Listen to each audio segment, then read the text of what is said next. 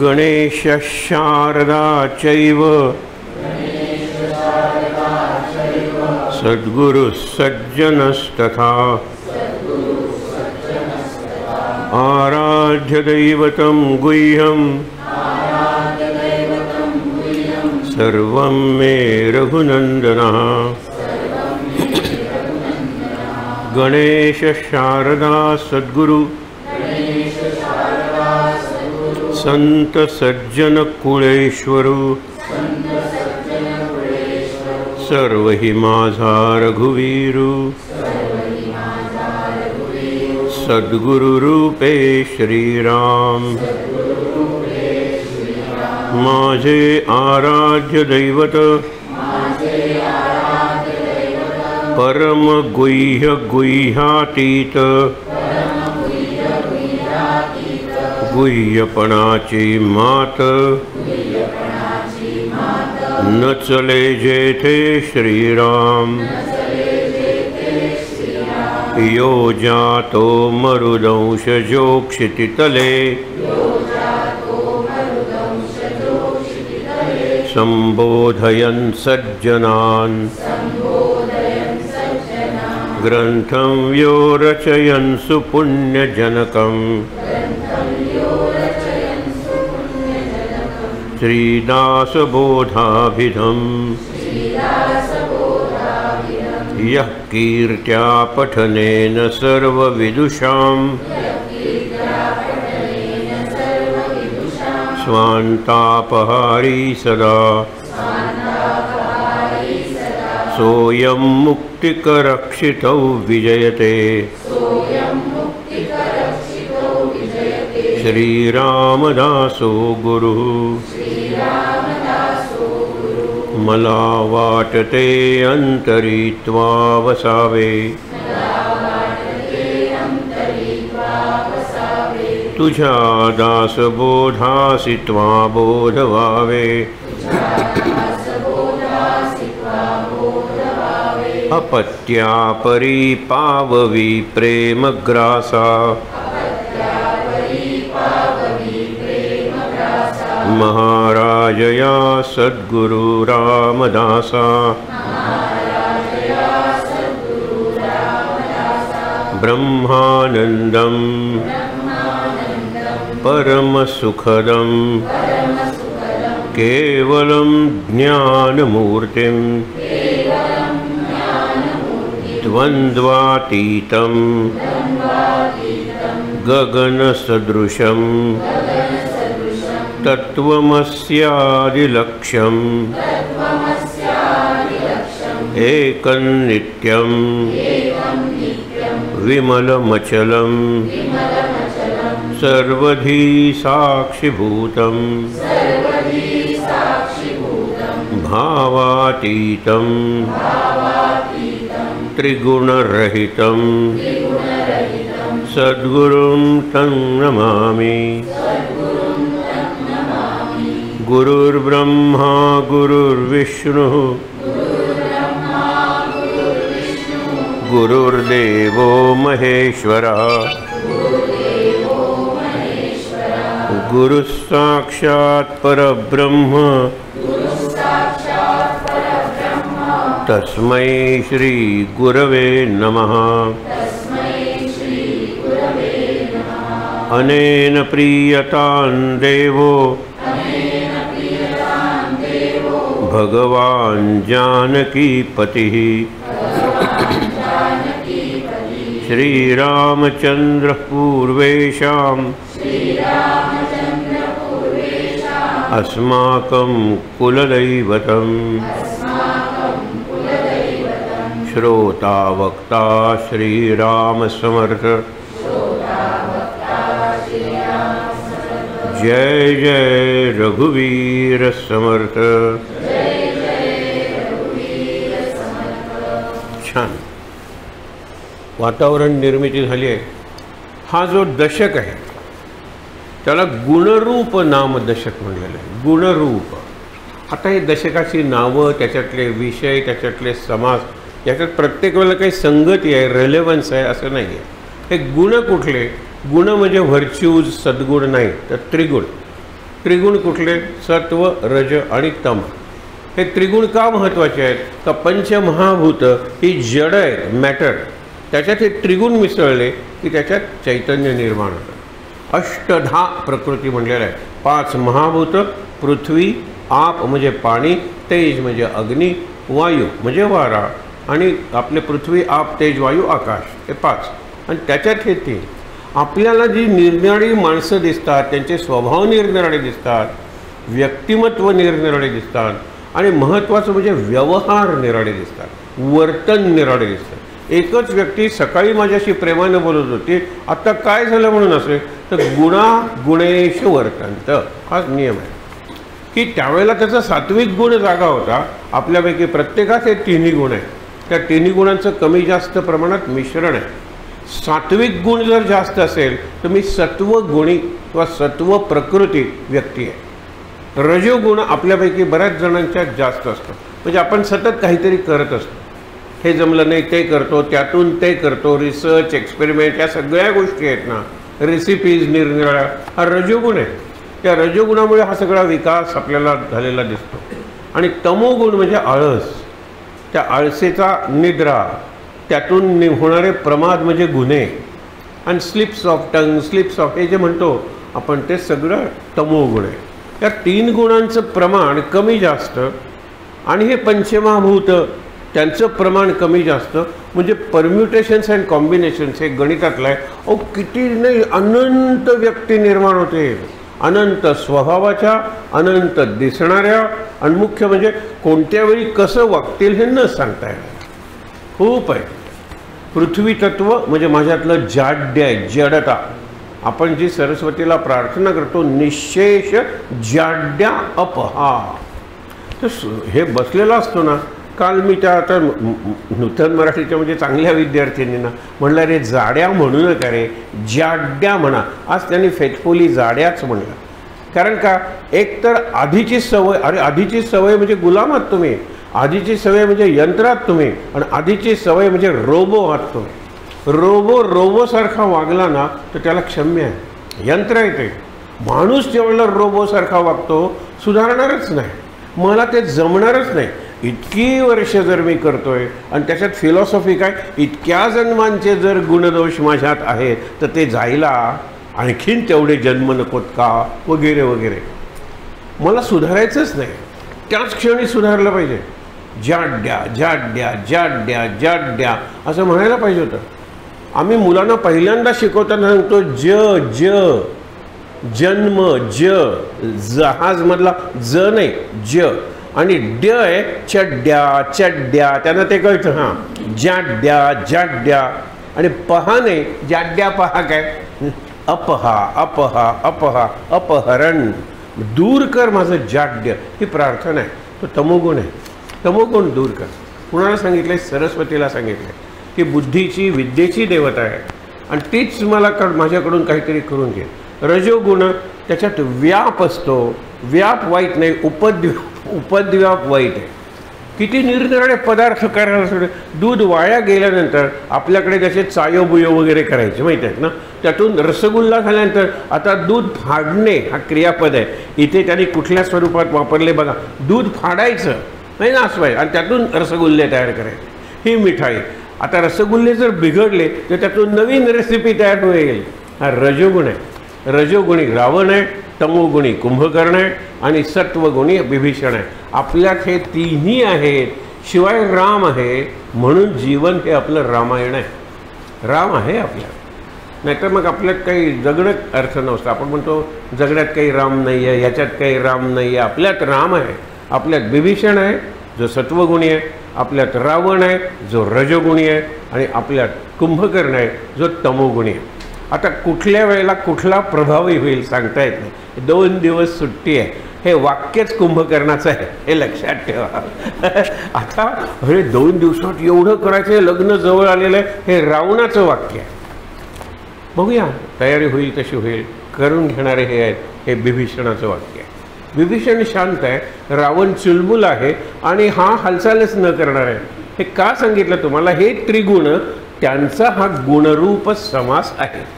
पहिला आहे ना बघा, गंमत बघा. पहिला आशंका नाम आहे.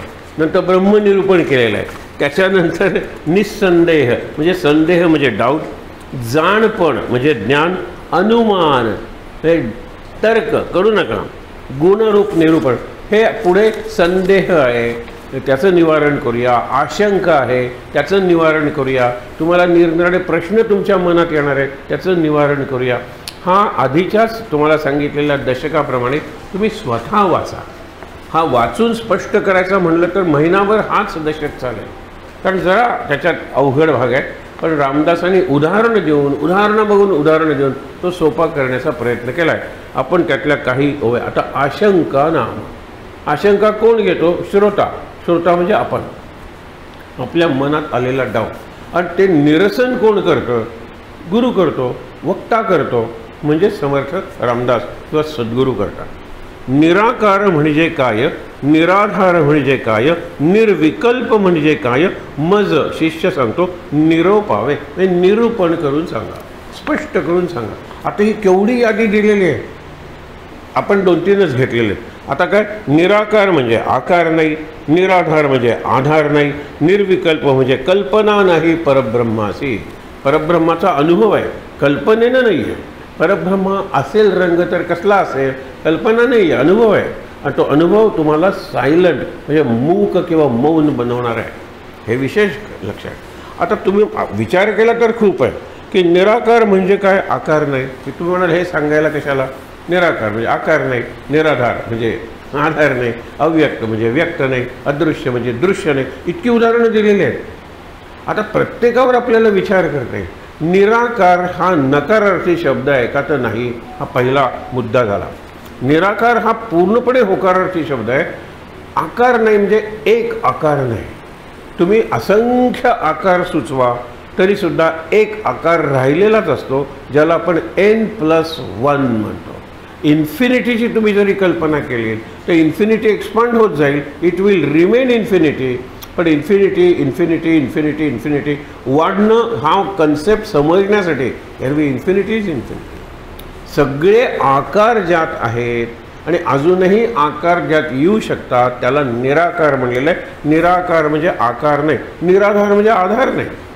आता आधार नाही म्हणजे दृश्य तुम्हाला आधार नाही आहे. निराधार व्यक्तींसाठी ही योजना, निराधार व्यक्तींसाठी ती आपलं आधार कार्ड आहे. कसला आधार आहे? आता सोशल त्याला सिक्युरिटीचा आहे. एरवी बुडायला लागलो ते समुद्रा माझ्याकडे आधार कार्ड आहे, ॲक्सिडेंटमध्ये सापडलो माझ्याकडे आधार कार्ड आहे, माझ्याकडे आधार कार्ड आहे. काय उपयोग आहे त्या आधार कार्डाचा?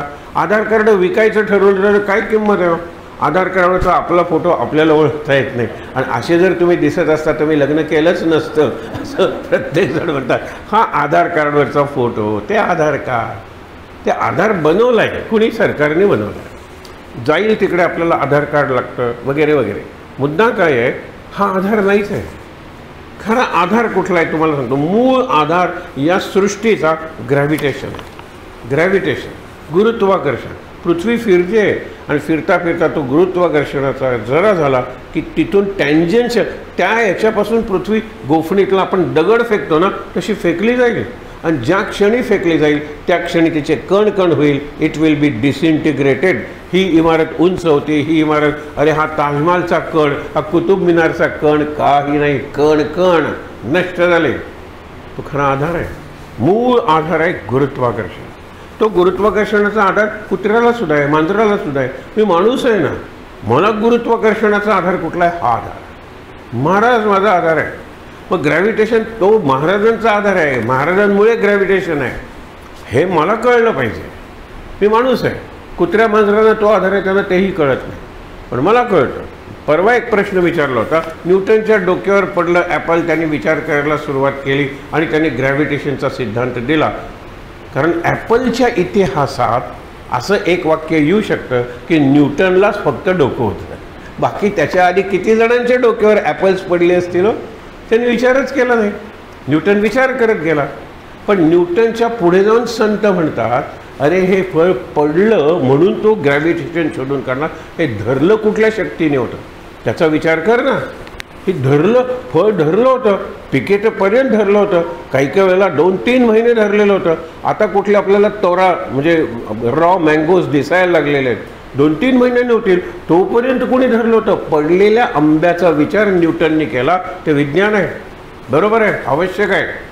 वर ज्या शक्तीने धरलेलं आहे ते झाडाचं मूळ, झाडाचं खोड, झाडाचं पान, ब्रांचेस आणि झाडातून वाहणारा जो जीवन रस आहे ज्याला सॅप म्हणतात, SAP, त्याला पुढे RE जोडलं की सॅपरे तयार होतो. असू दे, गंमत सोडा. सॅपला जीवनरस म्हणलेला आहे. हा जो जीवनरस आहे तो मुळापासून फळापर्यंत आपोआप जातो, त्याला काही न्यावं लागत नाही. आणि तुम्ही कितीही वरती स्प्रे मारला, धूळ नष्ट होईल, झाड जगणार नाही जोपर्यंत मुळात पाणी घालत नाही तोपर्यंत. 100-100 मीटर उंच आहे पण मुळात पाणी पाहिजे, ते तिथून वरती जाईल, हा आधार आहे. तू ग्रॅव्हिटेशन म्हणतोस, खालून वर पडलंच पाहिजे, हे वरून खाली माडाच्या नारळापर्यंत कुठली शक्ती आहे होती? विचार करा ना. मुळात घातलेलं पाणी वरपर्यंत जातं, ही ग्रॅव्हिटेशनच्या विरुद्ध शक्ती आहे.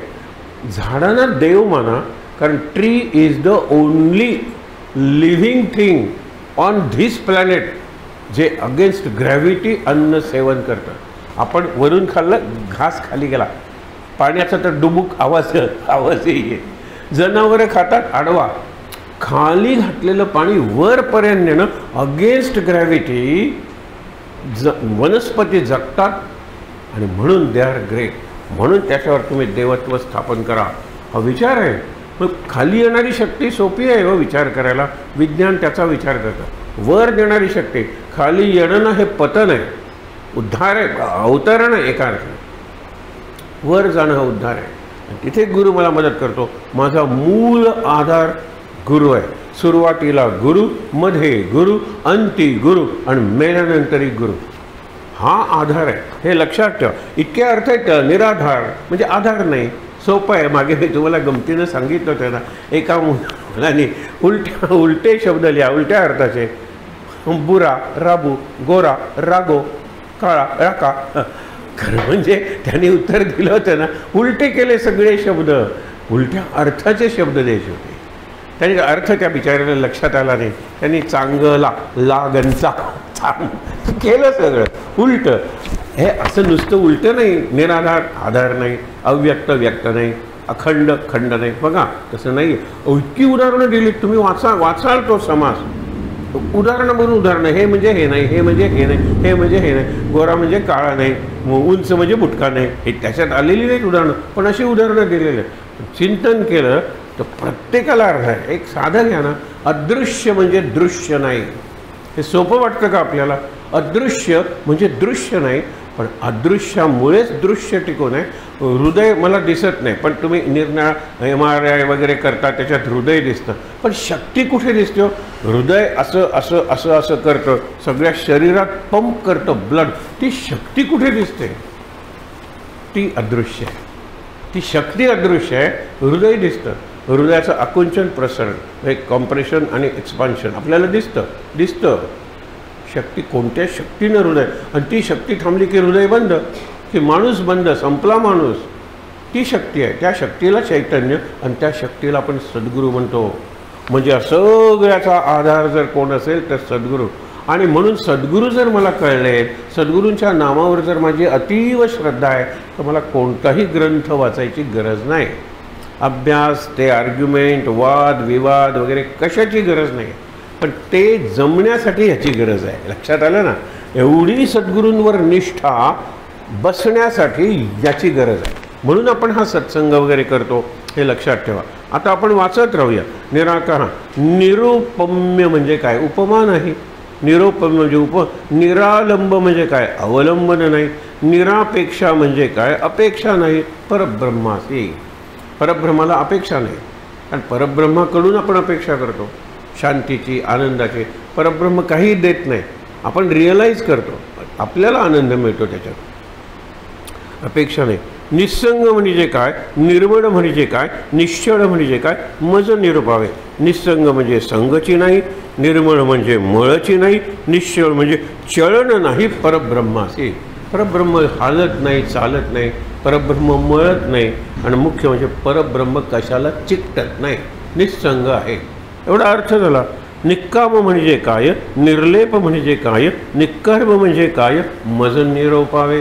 म्हणजे एक्सप्लेन करून मला सांगा गुरुदेव. गुरुदेव म्हणतात निष्काम म्हणजे कामची नाही, निर्लेप म्हणजे लेपची नाही, आणि निष्कर्म म्हणजे कर्मची नाही, परब्रह्माची. काही नाही, परब्रह्म फक्त आहे हो, आणि ते असण्याने सगळं कार्य घडतं. सूर्य फक्त आहेच. सूर्याला ज्यावेळेला तुम्ही म्हणता अंधार नष्ट करता, त्यावेळेला तो हसतो म्हणतो तू खोटी स्तुती करतोय, अंधार म्हणजे काय मला माहीत नाही. सूर्य न चालता चालणे. आपल्याला सूर्य इकडे उगवलेला दिसतो, 6 महिन्यांनी इकडे दिसतो. आता सूर्य तिकडे होता दक्षिणेकडे, आता परत उत्तरेकडे तो यायला लागला, मकर, आपण म्हणतो ना कर्कवृत्ताकडे, आणि म्हणून मकर संक्रमण ते संक्रांत, तो दिवस जवळ येतोय. सूर्य चालतच नाही आहे ना, सूर्य आहे तिथे आहे, ही पृथ्वी फिरते आहे. मग असं बदलतं का? कारण पृथ्वीचा ॲक्सिस इन्क्लाइंड आहे, सरळ नाही, अशी पृथ्वी फिरत नाही, अशा ॲक्सिसभोवती ती फिरते, म्हणून ऋतू होता. म्हणून आपल्याला अंधार आणि प्रकाश म्हणजे रात्र आणि दिवस मिळतो, म्हणून आपल्याला उष्णता मिळते, थंडी मिळते. या गोष्टीमुळे हा प्लॅनेट हॅबिटेबल म्हणजे राहण्यासारखा बनलेला आहे. अशी पृथ्वी असतील की किती आहे तो बरोबर. जितकं जास्त आपल्याला ब्रह्मांडाबद्दल कळतंय ना, तितकं कमी कळतंय हे आपल्याला कळतंय. काय सुंदर वाक्य आहे नाही? जितकं जास्त कळतं तितकं हे कळतं की आपल्याला किती कमी कळतं. हे फक्त सॉक्रेटिसला माहीत आहे. So Socrates is the wisest man in Athens. कोण सांगतं? ती देवी, डेल्फी नावाची देवी आहे. त्याला प्रश्न विचारतात, ॲथेन्समधला सगळ्यात ज्ञानी माणूस कोण? सॉक्रेटिस. तो वेडा रस्त्याच्या कडेला बसतो, तरुणांची माथी भडकावतो. तो का? तिने उत्तर दिलं, कारण आपण ज्ञानी नाही याचं ज्ञान फक्त त्यालाच आहे, म्हणून तो सर्वात ज्ञानी आहे. तुम्हाला एवढं ज्ञान मिळालं की मी ज्ञानी आहोत. अरे बापरे, त्याला ज्ञानी नाही. तुम्हाला खरंच सांगतो, कोठारी कमिशनचे जे कोठारी आहेत, चुकत नसेल तर, त्यांनी नंतर भाषणं दिली. त्यांनी सांगितलेली तुम्हाला ॲब्सर्ड वाटलं, हे काय आहे, अशी काही सूचना आहे का? त्या सूचनेमागचा त्यांचा भाव लक्षात घ्या. मॅटर्निटी हॉस्पिटलमध्ये चाइल्ड ज्या वेळेला आईबरोबर घरी जाईल त्यावेळेला त्याला PhD द्या, नंतर ते पहिलीत जाईल PhD रिमूव्ह करा, नंतर ते चौथीत जाईल ME MSc MA रिमूव्ह करा, नंतर ते पुढे जाईल. ज्याच्याकडे कमीत कमी डिग्री आहे ही इज लर्नेड. बघा, अरे डिग्रीची एवढी आपण हे घेऊन जातो फाईल. माझं सगळं कागदातच आहे का? कागदाच्या बाहेर मला अस्तित्व नाही आहे. विचार करा तुम्ही. पण काय डिग्री डिग्री डिग्री, कागद कागद कागद. आता इंटरव्ह्यूज असे झालेले आहेत की बिलकुल नाही. काय काय तुम्ही आणूच नका ती फाईल आत, फक्त तुम्ही या. No paper should be on your person. No paper म्हणजे no note, no ticket of Kadamba दिलं तर. हे लक्षात ठेवा. कुठलाही पेपर नको तुमच्याकडे, तर तुम्हाला आम्ही जज करू शकू. हे आहेत ते आहेत, असं मोठं हे लावायचं, तिथून 500 रुपयाची नोट दाखवायची. याला काय अर्थ आहे सांगा बरं. एकाने 500 रुपयाची नोट जोडली होती. हा SSC बोर्डाचा किस्सा आहे. ह्यावेळेला तरी मला पास करावं एवढीच नोट आमच्या घरात उरली आहे, आम्ही उपासमारीने मरू, हे खाली लिहिलं होतं. आता एक्झामिनरनी मृत्यूचं खुनाचं पाप लागू नये म्हणून 500 रुपये ठेवून पास असं करायचं का त्याला? अक्षरशः जोडली होती 500 रुपयाची नोट, आणि ही शेवटची 500 रुपयाची नोट आहे. यावेळेला तरी मला पास करा या विषयात. हे असं सांगण्यासारखं आहे. म्हणून म्हणतो तुम्हाला की जे अदृश्य आहे ना तेच खरं आहे. ग्रॅव्हिटी कुठे दिसते हो?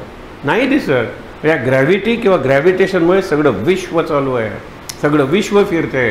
अंतरच ठरलेली आहे, नाहीतर आपटतील की एकमेका. चंद्र सूर्य किंवा चंद्र पृथ्वी आपटतील नाही आपटत, कारण ते आपापल्या कक्षेत म्हणजे ऑर्बिटमध्ये फिरत असतात.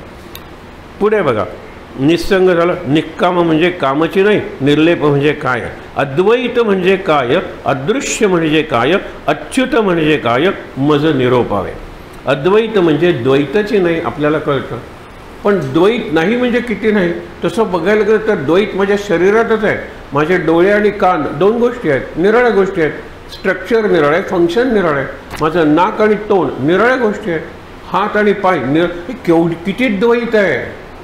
म्हणून सजातीय विजातीय स्वगत द्वैत ज्याच्यात नाही त्याला सद्गुरू म्हणलेला आहे. विजातीय द्वैत म्हणजे स्त्री पुरुष दिसतंच आपल्याला, काळा गोरा उंच, हे विजातीय आहे. सजातीय म्हणजे स्त्री हा फक्त सजातीय एकच जात आहे स्त्रियांची, त्याच्यात किती फरक आहे, किती द्वैत आहे. स्वगत म्हणजे माझ्या देहातच बघा ना, माझ्या देहातल्या प्रत्येक इंद्रियाची रचना निराळी आहे, कार्य निराळं आहे, बरोबर. परंतु ते सगळं ऑर्गॅनिझम आहे. माझे डोळे कानाला मदत करतात, हात पायाला मदत करतात, संपूर्ण शरीर त्याचे भाग एकमेकाला मदत करतात. And they present me as one piece, one self. तो मी आहे. हे महत्त्वाचं आहे. आणि म्हणून त्यांनी सांगितलं की अद्वैत अदृश्य म्हणजे दृश्यच नाही सांगितलं, आणि अच्युत म्हणजे चेवत नाही, ढळत नाही, परब्रह्म ते. एक बारकावा सांगतो, पूर्वी सांगितलं आहे गीता. आता आपण आता गीताही म्हणणार आहोत, आणि बहुतेक तीच नावं विनोबांनी ठेवलेली आहे.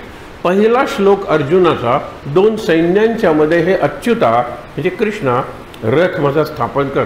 पहिला श्लोक अच्युत शब्द वापरलाय कृष्णासाठी. शेवटचा श्लोक अर्जुन, नष्टो मोह, आपण म्हणतो ना स्मृती लब्धात्वत प्रसादान्मय अच्युत. हे अच्युता तुझ्या म्हणजे कृष्ण अच्युतच आहे. अच्युत म्हणजे कृष्णाची जी पातळी आहे, जो मूळ आहे, लक्षात ठेवा, तो कधी ढळत नाही. कृष्ण नाटक करेल राग आल्याचं, कृष्ण नाटक करेल खोटं बोलल्याचं, नाटक आहे, तो कायम एका पातळीवर आहे. अच्युत तो ढळतच नाही तिथं, आणि आपण कायम ढळत असतो, चळत असतो. म्हणून शेवटची ओवी, परब्रह्म म्हणजे सकळा परिते तयास पाहता आपण चिते, हे कळे अनुभव मते सद्गुरू केलिया. सद्गुरू केली तर अनुभव येतो. आणि अनुभव काय, सगळ्यांच्या पलीकडे तुम्हाला जे परब्रह्म दिसतं ना, ते मी आहे. मीच तो परब्रह्म आहे. महाराज एरवी मी कोण, मी दीनांचा दास, दीनदास. आणि असे 2-3 प्रसंग आहेत की जे वेदांती आहेत, खूप ज्ञानी आहेत, दोघंजणच ते जात आहेत, महाराज आणि ते. थांबले महाराज, तुम्ही वेदांती, ज्याला ब्रह्म ब्रह्म म्हणता ना, तोच मी आहे. एकदा म्हणले जो राम, जो कृष्ण, तोच मी आहे. हे रामकृष्ण म्हणायचे, पण महाराजांनी सांगितलेलं आहे, अरे राम कृष्ण तोच मी आहे. आपण मागच्या याच्यातही बघितलं होतं की तुम्ही ज्या देवाची पूजा करतात त्या देवापर्यंत पोचता, मुख्य देवापर्यंत पोचत नाही. हा विचार याही दशकात मांडला आहे, आणि आपण पुन्हा त्या ओव्या निवडल्या आहेत, कारण तो महत्त्वाचा विचार आहे. मुख्य देव, खरा देव, थोरला देव, अदृश्य देव, अव्यक्त देव, तो खरा आहे. आणि त्याची उपासना कुठे गंध लावणार आहात सांगा बरं. सगळीकडे पसरलेला आहे, त्याला गंध कुठे लावणार आहात. कुठेही लावा, पण ते हवेतच बसणार आहे. मग त्याचं काय करा, त्याचं ध्यान करा, डोळे मिटून त्याचं नाम घ्या. ईश्वर नाम, अच्युत नाम घ्या, किंवा सच्चिदानंद नाम घ्या, नाम घ्या. हे आतली उपासना आहे. पण पहिल्यापासून अनेकदा आपण सांगतो, बाहेरची उपासना तुम्ही चालू ठेवा, आणि मग आतली उपासना करायला वेळ कुठे, तर उपासनेचा वेळ वाढवा, नाहीतर बाहेरची उपासना कमी करा. हेच दुसरा उपायच नाही ना. नाही बाहेरची मी करणार, मला 45 मिनटं लागतात पूजा करायला, मला फार समाधान मिळतं, चालू ठेवा ना. पण 15 मिनटं नाम घ्या ना. त्या 15 मिनटात 5 मिनटं ध्यान करा ना. आणखी म्हणजे एक तर 45 अधिक 15, 1 तास तुला उपासना केली पाहिजे. ती 15 मिनटं मिळत नसेल तर 45 - 15 पूजा 30 मिनटात केली पाहिजे. ह्याला दुसरं उत्तरच नाही. इतकं स्पष्ट समर्थांनी सांगितलं आहे. अरे आतली उपासना महत्त्वाची आहे. आतल्या उपासनेचा बळी देऊन मागचे उपासना, सध्या निरनिराळ्या आरती असतात, हरिद्वारला आरती, बनारसला आरती, प्रयागला आरती, आणि ते पुष्ट असतात पंडित, काय सुंदर नाचतात, असं असं करत, असं असं करत, आणि ती सगळी आरती परफॉर्मन्स आहे. तो performance, they don't live aarti, they don't chant aarti, they perform aarti. नृत्य फार सुंदर दिसतं, ते बघायला जगातले लोक येतात. तुम्ही अवश्य जा, पण तशी आरती घरात करू नका, कारण एकतर वेळ लागेल, आणि इट इज डिस्ट्रॅक्शन. लोक म्हणतील अरे मग गणपतीचं तोंडच दिसत नाही, अशी तो नाचवतोयस, मला फक्त उंदीर दिसतो. नका करू ते, तिकडे गंगेला करतायत ते, आणि ते टुरिस्ट अट्रॅक्शन आहे. टुरिस्ट अट्रॅक्शन आहे. आपण टुरिस्ट आहोत का आपण पिलग्रिम आहोत, आपण प्रवासी आहोत का यात्रेकरू आहोत. पंढरपूरची यात्रा आहे, आणि ते वारकरी आहे ते यात्रेकरू आहेत. कुंभमेळ्याला यात्रेकरू आहेत का आपण टुरिस्ट आहोत. आपण स्वतःला टुरिस्ट बनवलं आहे, हे लक्षात ठेवा. नर्मदा प्रदक्षिणा, they are all Narmada tourist. एखादाच जेन्युइन असतो, तो लक्षातच येत नाही. ही पुस्तकं लिहिणारे नर्मदे हर ओम नर्मदे, नाही नाही, हां फसू नका. वर्णन करा, प्रत्येकाला काय दिसतं काय नाही मला कळत नाही. अश्वत्थामा दिसला. मागच्या पुस्तकात त्याची उंची काय होती? 7.5 फूट उंच अश्वत्थामा आम्हाला दिसला. आता 7.5 फूट 8 इंच उंच वडाच्या झाडापेक्षा उंच अश्वत्थामा आम्हाला दिसला. How can you challenge this? पण why should I challenge? Go to heaven. हेलला नको, कारण अश्वत्थामा तुला दिसलाय. गो टू हेवन. माझ्या मार्गात येऊ नकोस, माझ्या मार्गात येऊ नकोस. ते पुस्तक कसं माझ्या मार्गात? मी पुस्तकाच्या मार्गात जातो, मी असल्या सभानं जातो, मी असल्या कॅसेट्स बघतो, मी नर्मदा प्रदक्षिणाला जातो. नर्मदा प्रदक्षिणा येऊन होऊन शांत झालाय असं एकही उदाहरण माझ्या पाण्यात नाही. उलट अहंकार झालेला आहे. आम्ही गेलो, आम्हाला एकदाही उपास घडला नाही. नर्मदा खरी मैया आहे, नर्मदा हे सगळं सगळं सगळं. आणि परत आल्यानंतर काही फरक झाला आहे? आपल्या अगदी जवळची मंडळी आहेत, नाही फरक झाला. नर्मदा प्रदक्षिणा जायचं कुठे? सरोवर, मानस सरोवर जाय. अरे परत आल्यानंतर मानसात म्हणजे मनात काही बदल नको का व्हायला? कैलास मानस सर्व असल्या, त्याच्यापेक्षा कैलासवासी झालात तर बरं. पण कैलासला जायचं, परत यायचं. मी कैलासला गेलो. See this photograph. हा केव्हा काढला माहिती ना? ज्यावेळेला 80 किलोमीटर वेगाचे वारे वाहत होते. बर्फाचे वारे हो, काय हे संपलं. कैलास बिचारा तिथे, शिव बिचारा तिथे, शंकर बिचारा तिथे. फक्त माझे अल्बम अँड माय फोटोग्राफ. नका. याला कसली म्हणता तुम्ही तीर्थयात्रा? याच्यात तीर्थ कुठे? यात्रा नाही तर तीर्थ कुठलं असणार आहे? म्हणून आता पुढे मी हे सांगतोय ते पुढच्या ह्याच्यातलं सांगतोय, समासातलं सांगतोय, माझं काही सांगत नाही. एरवी मी माझं म्हणून सांगतो ते याचंच प्रॉडक्ट आहे ना. I am the product of Dasbodh, Gita, Vinoba Sane Guruji यांचं प्रॉडक्ट आहे मी. म्हणजे मी सांगतो ते त्यांचे विचार असतात, संतांचे विचार असतात, तुकाराम कबीराचे विचार असतात. इतकंच काय आपल्या महाराजांचे विचार असतात. बस, मी दुसरं काही बोलत नाही. जे काही आता दुसरं ब्रह्मनिरूपण. आता ब्रह्माचं निरूपण हाच विनोद आहे. ब्रह्म शब्द उष्टा न झालेला आहे, कारण तोंडातून ब्रह्म काढला की ते ब्रह्म उरत नाही. कारण ब्रह्म बोलता येत नाही, ब्रह्माचं वर्णन करता येत नाही, ब्रह्माला रंग नाही आहे, ब्रह्माचं चित्र काढता येत नाही. आणि मी म्हणतो ब्रह्म अजी मी ब्रह्म पाहिले. गाणं म्हणा ना तुम्ही. सासरे दिसले की ब्रह्म, आणि ही सासू दिसले की ब्रह्मा दिसली मला. काय गाणी. ब्रह्म म्हणजे गप्प. विष्णू जर ब्रह्मरूपात बघायचा असेल तुम्ही त्या शेषाला विचारा. आपण नेहमीच म्हणतो शतमुख स्तविता, आपण सरिता म्हणतो बऱ्याच वेळा, आणि लोक इकडे तिकडे बघतात सरिता. वांत्याला घडते हे. शतमुख सरिता कुठे? शतमुख स्तविता मंदली वाणी. शतमुख म्हणजे 100 तोंडांचा, 100 तोंडांचा शेष. त्याला सांगितलं विष्णूचं वर्णन कर. स्तविता म्हणजे स्तुती करणारा. मंदली वाणी. गप्प बसला, झेप लावली. मी काय वर्णन करणार आहे विष्णूचं? शब्दांच्या पलीकडे आहे त्याचं वर्णन कसं करणार? रंगांच्या पलीकडे आहे त्याचं चित्र काय करणार? स्वरांच्या पलीकडे आहे त्याचं गीत काय रचणार? विचार करा. सगळ्यांच्या पलीकडे, सर्वांच्या परते. आता येईल शब्द. जे काही साकार दिसे ते ते कल्पांते नासे. स्वरूप ते असतची असे सर्व काळ. कल्पांत म्हणजे या पृथ्वीचा नाश. पृथ्वीचा नाश आल्यानंतर सगळे नष्ट होतात. ब्रह्मा विष्णू महेश नष्ट होतात. पुढे येणार आहे, वाचा.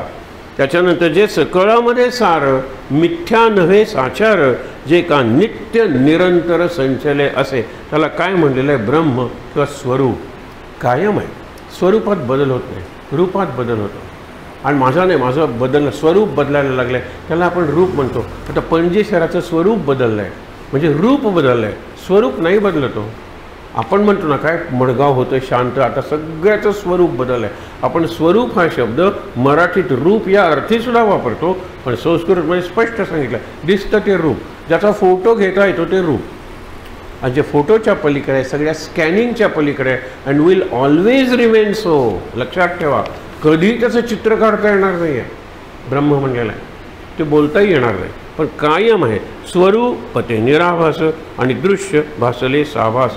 निराभास म्हणजे आभास नाही, आभास म्हणजे इल्युजन. जे दिसतच नाही त्याबद्दल इल्युजन काय असणार आहे? जे ऐकूच येत नाही त्याबद्दल भ्रम काय असणार आहे? बघा ना, ज्याच्याबद्दल बोलताच येत नाही त्याबद्दल अंधश्रद्धा काय असणार आहे? ब्रह्माबद्दल असली तर श्रद्धाच असणार आहे. महाराजांनी सांगितलंय मी ब्रह्म पाहिलंय, तुम्हालाही दाखवतो, बिलकुल जाऊ नका, हा ब्रह्म घोटाळा आहे. कारण ब्रह्म कुणालाच दिसत नाही आणि मी पाहिलंय तुम्हाला दाखवतो, हे बाजारी भाषा आहे. असले गुरु अडक्याला 3 मिळाले तरी त्यागावे. आपण वाचलंय दासबोधात, अडका म्हणजे पैसा, पैशाला 3 जरी असले गुरु मिळाले ना तरी घेऊ नका, टाकून द्या. आणि असलेच गुरु सगळीकडे बघा. हे गुरु आमचे लंगोटीवाले, हे खरे गुरु. गजानन महाराज लंगोटी नाही, स्वामी हे गुरु आहे. मग बरं आहे नाही का, टीचरनी वाक्य सांगितलं.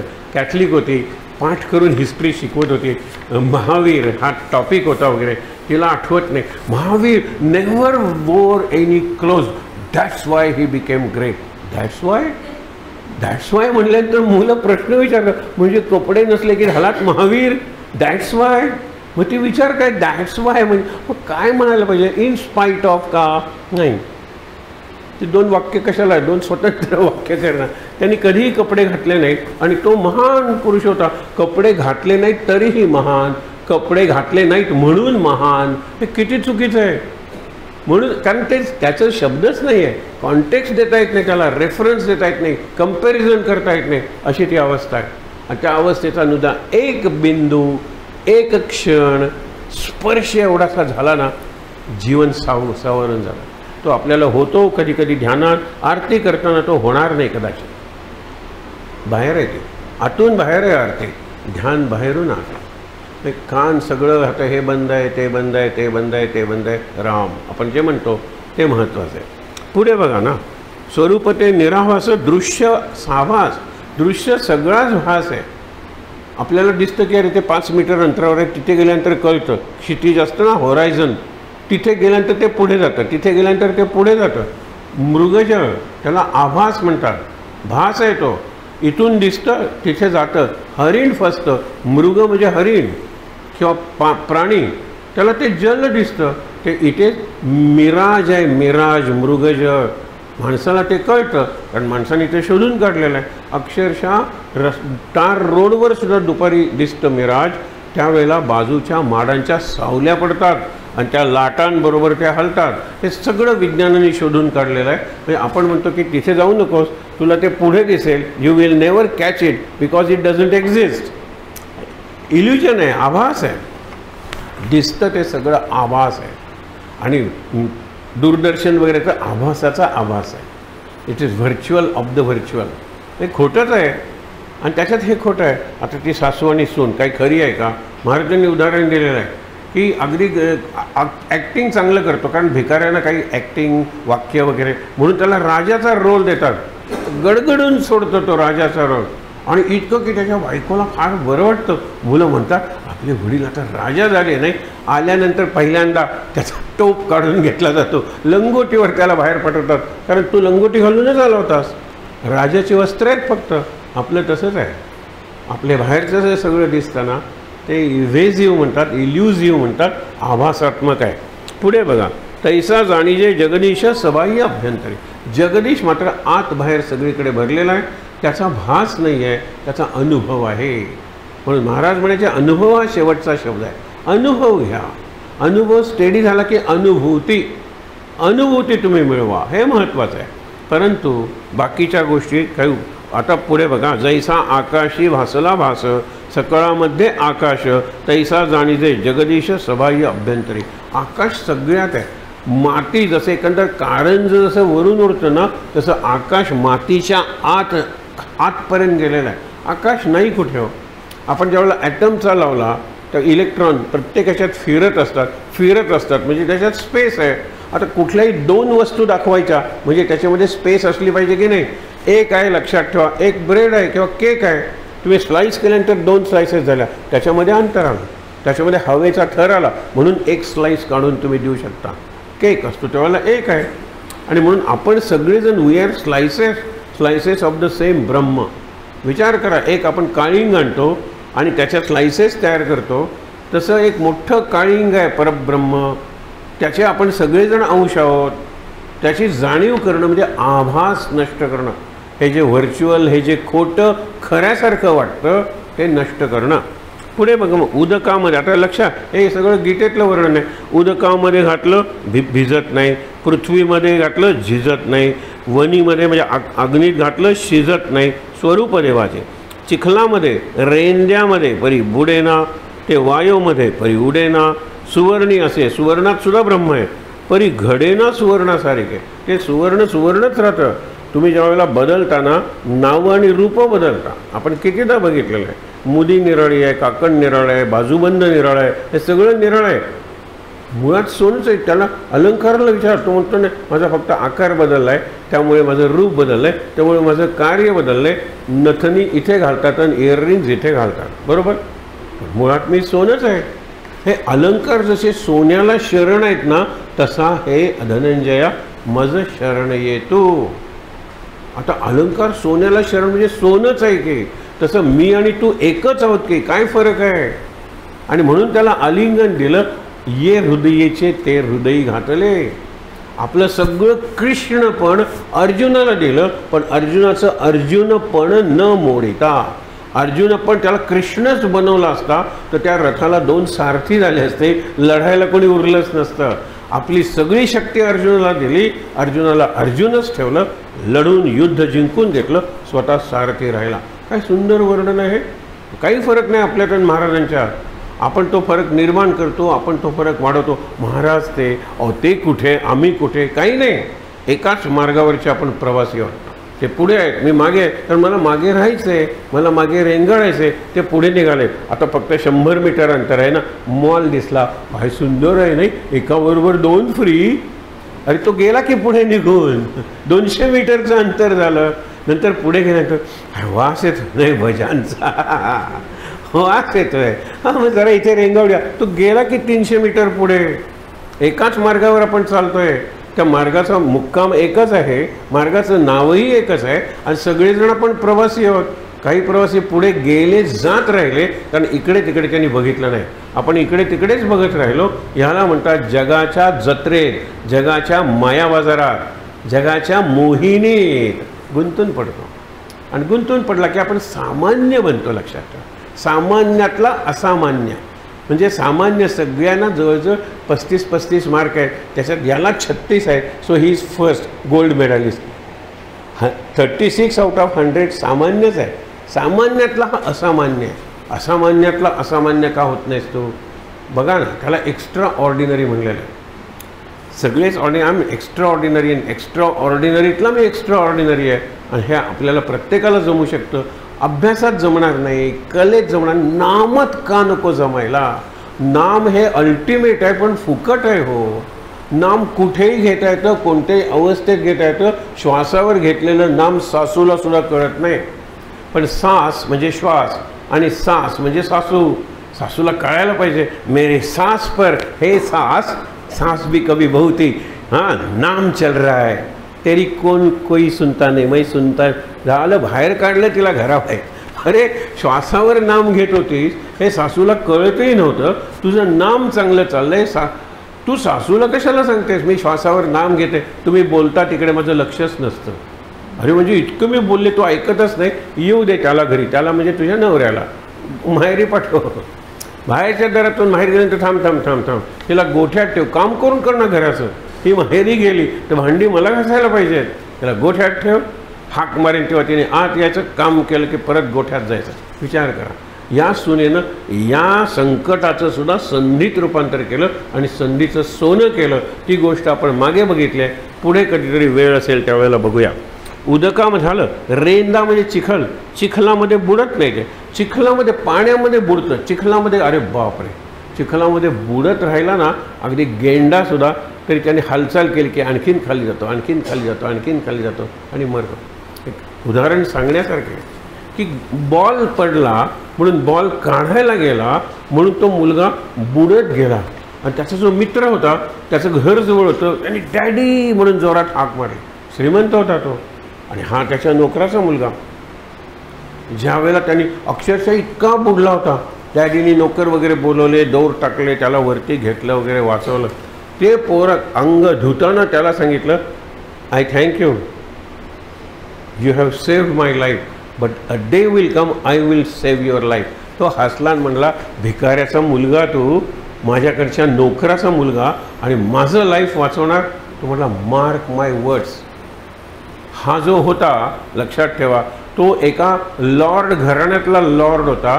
त्याला ज्या वेळेला प्रचंड ताप आला त्यावेळेला या मुलाने, याचं नाव अलेक्झांडर फ्लेमिंग, ज्यांनी पेनिसिलिन म्हणजे अँटीबायोटिक शोधून काढली, त्या अँटीबायोटिकमध्ये याचं जीवन वाचलेलं आहे. तो म्हणाला मी त्याच तुझ्या नोकराचा मुलगा आहे, पण मी सायंटिस्ट झालो, मी सोडून काढलं पेनिसिलिनचं अँटीबायोटिक आणि त्यामुळे तुझं जे इन्फेक्शन आहे ते कमी झालं. मग तो म्हणतो की माझी दृष्टी बदलली. मृत्यू समोर दिसला की माणसाची दृष्टी बदलायला लागते. की मी कुणीतरी मोठा आहे म्हणत होतो आणि मी चुकत नसेल तरी चर्चिल आणि अलेक्झांडर फ्लेमिंग यांची गोष्ट सांगितली जाते. पण अलेक्झांडर फ्लेमिंग नक्की आहे, तो त्या नोकराचा मुलगा, तो बुडत असतो आणि पुढे तो शोध करतो ना. आणि शोध कसा? ॲक्सिडेंटली कसा? हे सायंटिस्ट असतात ना, ते नाश्ता खायला विसरतात आणि जेवण तर विसरतातच. मग डिनर कुठला लक्षात असणार आहे? रात्रंदिवस प्रयोग. तो ब्रेड ठेवलेला असतो, त्याच्यात चितो येतं, आपण म्हणतो ना मोल्ड म्हणतात त्याला, तर ते येतं. तो म्हणतो हे काय वाढलं? वनस्पती आहे की, आपण प्रयोग करूया, ह्याच्यात काही मेडिसिनल क्वालिटीज आहेत का? ते वाढलेलं पेन्सिलसारखं होतं म्हणून पेनिसिलिन नाव ठेवलं. पेन्सिलसारख्या होतं ते, ग्रोथ, बुरशी म्हणतो आपण मराठीत त्याला, आणि ती वाढली. आणि मग त्याने कारखाना सुरू झाला ना. विचार करा तुम्ही, हा ॲक्सिडेंट आहे का? ॲक्सिडेंट आहे. पण अलेक्झांडर फ्लेमिंगच्या जीवनात का घडला? He was for it, he was after it. त्याचं जीवन फक्त त्या संशोधनासाठी होतं. आपलं जीवन असं फक्त महाराजांसाठी, फक्त नामासाठी, दुसरा एक अंतिम शब्द फक्त आनंदासाठी जर असेल तर काय करायचं? पुढे वाचूया. ते रेंजा ऐसे जे संचले सर्वदा, परी ते आकळे ना कदा, अभेदा माझी वाढवी भेदा, ते हे अहंता. अहंकारामुळे मला परब्रह्माचा मी अंश आहे, परमात्म्याचा अंश आहे हे कळत नाही. कारण अहंकारमध्ये येतो. कधी अहंकाराचा पर्वत असतो, कधी अहंकाराचा पडदा असतो, अहंकाराचं अरण्य असतं, म्हणून तो पलीकडे राहतो आणि मी अलीकडे राहतो. ह्याचं फार सुंदर वर्णन केलेलं आहे. आपण मागे बघित होतं, मध्ये आळ येतं फक्त गवताचं पातं, जडलंच आहे आकाशाचं धरणीचं आकाशाशी नातं. हे धरणी म्हणजे प्रपंच, आकाश म्हणजे परमार्थ. अरे ते जोडलेलेच आहेत. मध्ये गवताचं एक पान येतं, त्या पानामुळे आकाश आणि पृथ्वी. हे गवताचं पान म्हणजे माझा अहंकार असेल, माझा क्रोध असेल, माझा लोभ असेल, शोधून काढा. आणि ते गवताचं पान काढून टाकला की धरती आणि आकाश यांचं लग्न लागलेलंच आहे. फार सुंदर कल्पना आहे.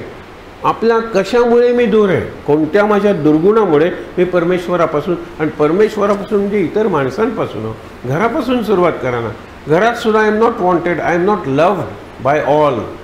मग तिथेच मला पहिला प्रयोग करायला पाहिजे. I should be loved by all including the servants. ती बाई मात्र चांगली, ते बाईने देव मान, हे कळलं पाहिजे. मग तिथून पुढे जाऊया, असा करा. म्हणून पुढे उलटूया. काय सांगितलं आहे ते बघा. परा पश्यंती मध्यमा वैखरी, हे वाणीची 4 स्थळं सांगितलेली आहेत, स्टेजेस. परा पश्यंती मध्यमा वैखरी, जेथे ओसरती चारी. या चारी जिथे नष्ट होतात, ओसरतात, लक्षात ठेवा. तेथे शब्द कळा कोसरी कोण काज. तिथे मग कशाला शब्द कळा करता? ब्रह्म. मग ब्रह्म साक्षात दिसलं मला, मग मला तो आनंद झाला जो अनेक जन्म टिकणार आहे. की कशाला शब्द? एकदा तेवढंच म्हणा, शब्दा वाचून कळले सारे शब्दांच्या पलीकडले. पुढे म्हणा ना, काय म्हणू? शब्दा वाचून कळलंय ना, शब्दा वाचून कळलंय ना, जे शब्दांच्या पलीकडे आहे. आता दुसरी ओळ लिहायला कशाला सांगतेस? मग तू म्हण अर्था वाचून कळले सारे. अर्थांच्या, अरे अर्थाला तो नियम नाही आहे. अर्थपूर्ण जीवन पाहिजे. शब्द काय बुडबुडे आहेत, बबल्स ऑफ साऊंड. विचार करा. म्हणून इथे ब्रह्माचं वर्णन करता येत नाही म्हणून थांबा ना गप्प. हे ब्रह्माचं वर्णन करता येत नाही. वर्णन करता येत नाही म्हणजे वर्णन करताच येत नाही. कोणीही वर्णन केलेलं नाही आहे, कधीही वर्णन केलं जाणार नाही. इतकं कशाला बोलता ब्रह्माबद्दल? गप्प बसा ना.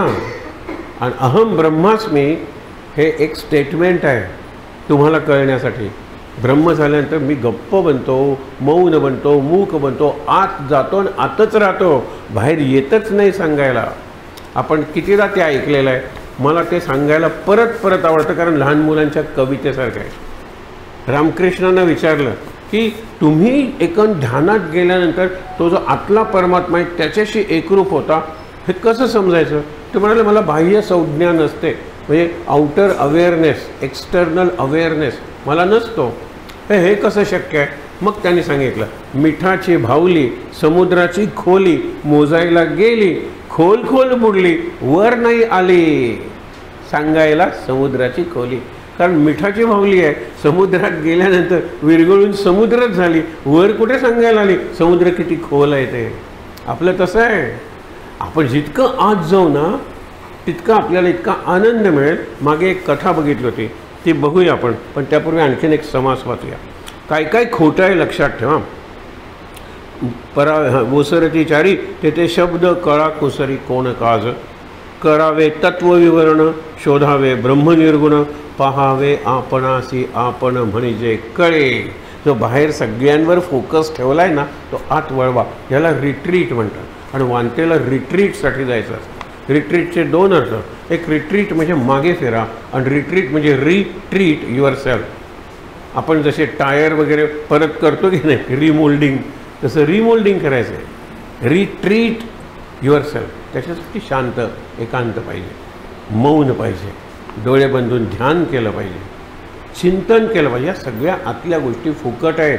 जिथे असतात तिथे करता येतात. मोठा क्यू आहे, मी थांबलेलो आहे त्याच्यासाठी. डोळे बंद करून शांतपणे श्रीराम जय राम जय जय राम. मी कोण आहे? हा राम कोण आहे? आत किती बरं वाटतंय जितकं आत जाऊ.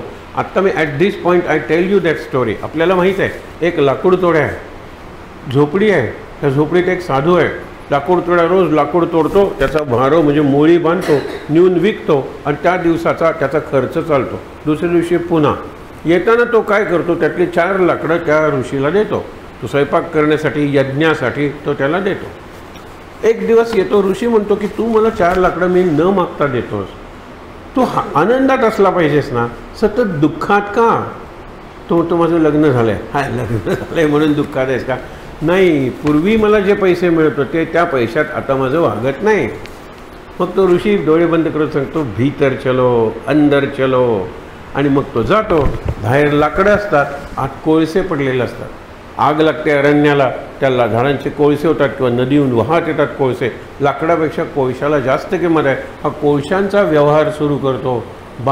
काही दिवसांनी परत तोंड असं, काय रे? मुलगा झाला. म्हणजे मूल झालं. दोघांचे 3 मेंबर झाले ना. भीतर चलो. आत गेल्यानंतर चंदनाची झाड आहेत. हा, चंदनाला जास्त किंमत आहे कोळशापेक्षा. आणखीन श्रीमंत होतो. परत काही दिवसांनी मुह लटका के, काय जुळं झालं. किंवा नवीन ब्रांच काढली, तिथे इकडे राहा तिकडे राहा, इकडची सुट्टी तिकडचे कामाचे दिवस. अगदी नकोसं झालं आहे. पैसे बरे मिळाले चंदनामुळे. अंदर चलो. आत गेल्यानंतर त्याला लोखंड, नंतर कॉपर, नंतर सिल्वर, नंतर गोल्ड, नंतर डायमंड्स. प्रत्येक वेळेला तो म्हणतो आता माझे नोकर एवढे वाढले, त्यांचा पगार देता येत नाही. अंदर चलो. सोन्याची खाण लागली. अंदर चलो. डायमंड्स मिळाले. आता काय कुठे जाणार आहे तो? आणि तरी तो म्हणतो की मला अशांत वाटतंय. भीतर चलो. डोळे बंद करून आता परत माझ्याकडे येऊ नकोस. भीतर चलो. भीतर रहो त्यांनी सांगितलं नाही. तो आज जातो डायमंडच्या पलीकडे. आता तुम्हाला डायमंडच्या पलीकडे प्लॅटिनम असेल, त्याच्या पलीकडे गेल्यानंतर मंद प्रकाश, मंद संगीत, मंद रंग, मंद गंध, सगळं इतकं सुंदर आहे स्वर्गासारखं. तो म्हणतो आता बाहेर जाऊन कशाला कटकट करू त्या प्रपंचाची, इथेच राहूया. ही समाधी आहे. आत राहूया. आत राहायला तिकीट नाही हो. खरंच तुम्हाला सांगतो, आपले तात्यासाहेब केतकर विनोद करायचे. ते म्हणाले एसटीचं आम्ही खूप नुकसान केलं, असं त्यांच्या आत्मवृत्तात वाक्य आहे. एसटीचं ते म्हणाले आम्ही जायचो 3 जण तिकीट 2 काढायचो. 3 जण कोण? मी, केशवराव म्हणजे बेलसरे आणि महाराज माझ्या आतले. 3 आहेत. मी म्हणजे महाराज नाही आहे हे कायम भान होतं म्हणून महाराज बोलायला लागले. मीच महाराज झालो म्हणणाऱ्यांना गोंदवल्याने तोंड बंद केलेली आहे. आता एक नवीन निर्माण झालेला आहे प्रकार. महाराज माझ्यातून बोलतात, महाराज मला दृष्ट. अरे देतील सांगतोच कशाला? आणि मग लोकांना दिसलं तुझं की हे काही खोटं आहे, सगळं नाटक आहे असंच वाटतं. तात्यासाहेब केतकर स्वतः बोलतच नव्हते, पण माझ्या आत महाराज आहेत. ते येतात, प्रकट होतात, काम झालं की ते माझ्यातून निघून जातात. मी तात्यासाहेब उरतो. महाराज असताना मी महाराज असतो. एरवी मी तात्यासाहेब आहे. महाराज माझ्यात आत असतात. ते व्यक्त केले की महाराज महाराज महाराज. म्हणून म्हणाले आम्ही 3 जण जायचो, 2च तिकीटं काढायचो. आणि फसवलं की नाही, आम्ही एकमेकाला म्हणायचो बेलसरे बसतात तेव्हा कोणी कुणाला फसवलं असं नाही फसवता येत नाही. रे महाराजांचं तिकीट कुठे काढलं, महाराजांचं तिकीट कुठे काढलं, हा जो निरागसपणा आहे ना तेच भांडवल आहे तात्यासाहेबांचं. उगीच वाटेल त्याच्यात तोंडून निघा. 3 पेट्या तयार केल्या होत्या, ज्या पेटेवर कॉईन ठेवून हलवायचे आणि मग ते शब्द तयार व्हायचे आणि ती प्रवचनं बाहेर पडलेली आहेत. ते कॉईन हलायला लागली, इतक्या वेगात हलायचं, थांबलं, श आलेलं असायचं, श म्हणजे मी शरण आहे महाराज, मग महाराज बोलायला लागायचे, आशीर्वाद म्हणलं की महाराज थांबायचे आणि किती वेगानं वगैरे. आणि ती मग महाराज बोलत आहेत, बाळ मी तुला जे सांगतोय ना ते नीट ऐक रे, मी शिकलो नाही रे काय. आणि तुम्हाला कॉईनचा आवाज येतो ना, महाराजांचे प्रवचन आहे का आपल्याला यूट्यूबवर मिळतात, हा आवाज कसला आहे, तो कॉईनचा आवाज आहे. पेटी आहे, पेटीवर काच आहे, त्या काचेवर इकडे 0 to 9 आकडे आहेत, कारण 14 डिसेंबरला हा प्रसंग घडणार आहे, मग आकडे पाहिजेत ना तिथे. अ टू आहा हे स्वर आहे आणि क पासून ज्ञपर्यंत आणि ऋ ऋषीतला हे आहे, लिहिलेले अक्षर आहे. त्या अक्षरातून शब्द तयार होतात सगळे आणि ते शब्द त्यांच्या तोंडातून बाहेर पडत होते, लक्षात ठेवा. आणि मग ती अमर झाली प्रवचनं. या प्रवचनाला एक प्रकारचा डिव्हाइन टच आहे. विषय वाढेल म्हणून सांगत नाही, पण मी लटिका माझे बोलीने लटके, मी लटिका माझे चालणे लटके, लटके म्हणजे खोटे, मी माझे अवघेचे लटके काल्पनिक.